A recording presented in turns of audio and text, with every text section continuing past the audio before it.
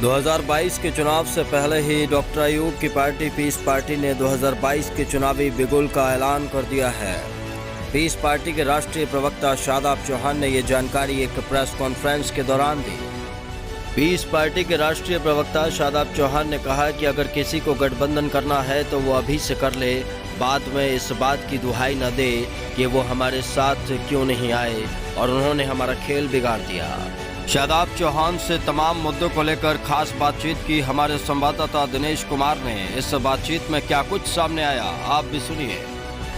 हमारे साथ मौजूद है शादाब चौहान से हम चर्चा करना चाहेंगे कि आखिर उनके क्या अहम मुद्दे रहने वाले हैं। जी शादाब जी।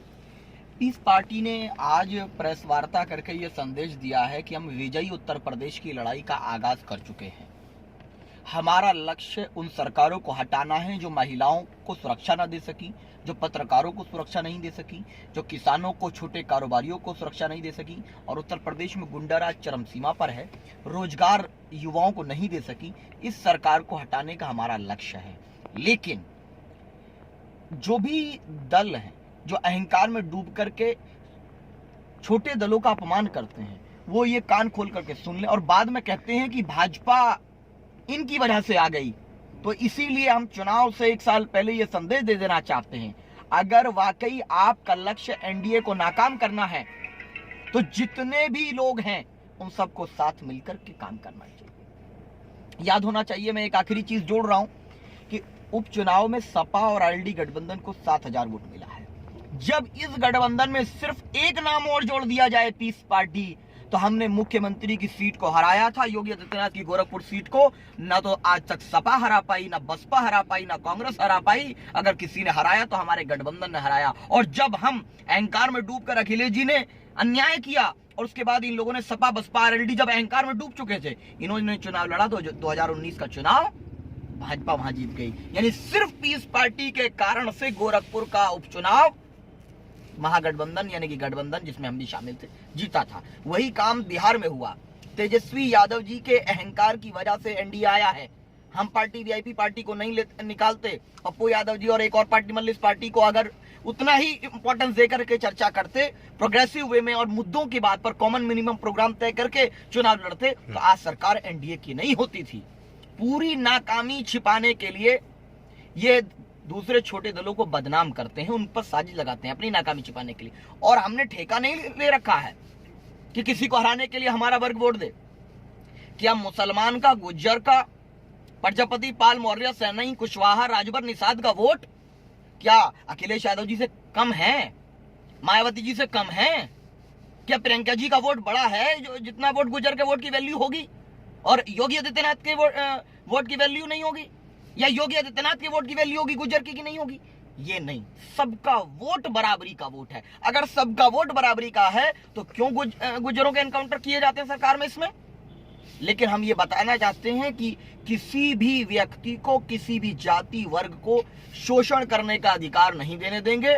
और अब ये 21वीं सदी का भारत है।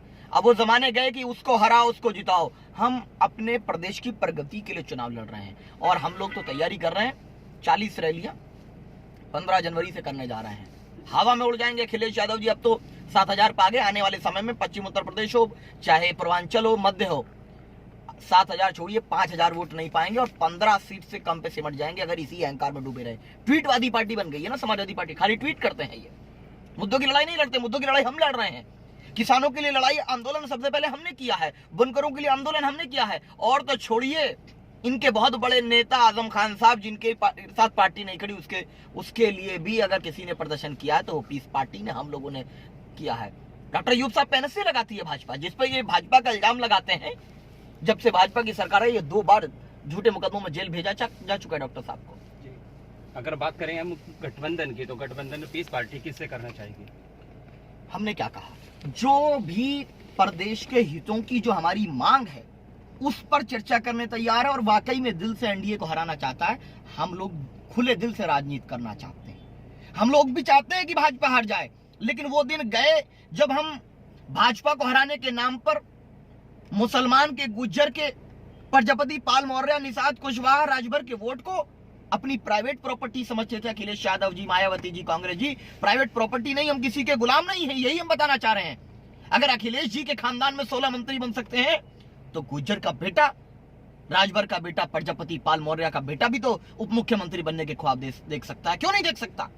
कब तक गुलामी करेंगे हम लोग इनकी? अब खड़े होने का समय है, न्याय के लिए खड़े होने का समय है। जनता को जागरूक करने के लिए आप क्या भूमिका निभाओगे? 15 जनवरी से हम लोग रैलियां करने जा रहे हैं हर मंडल में। जनता को बताएंगे कि ये सरकार सिर्फ उस ठाकुरवादी मानसिकता को प्रचारित कर रही है जो कि क्षत्रिय धर्म के भी विरोधी है।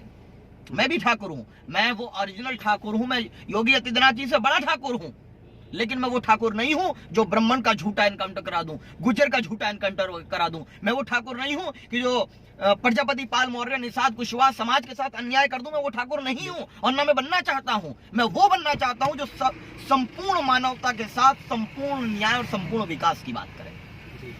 तो ये थे हमारे साथ में शादाब चौहान, जो राष्ट्रीय प्रवक्ता है पीस पार्टी के। इन्होंने साफ तौर पे क्लियर कर दिया है कि जो 2022 के जो चुनाव है उसमें लगातार जो विपक्षी दल है, अगर कोई किसी तरह का समर्थन अगर देना चाहता है तो उनके लिए खुला चैलेंज है, पूरा स्वागत है उनका। लेकिन न्यायता ये रहेगा कि ईमानदारी से अगर कोई शख्स अगर काम करता है तो पीस पार्टी के लिए उनके रास्ते, तमाम तरह के सारे रास्ते खुले हुए हैं, उनका वहाँ पर स्वागत होगा। Team N. ये है NBM नेटवर्क और आप देख रहे हैं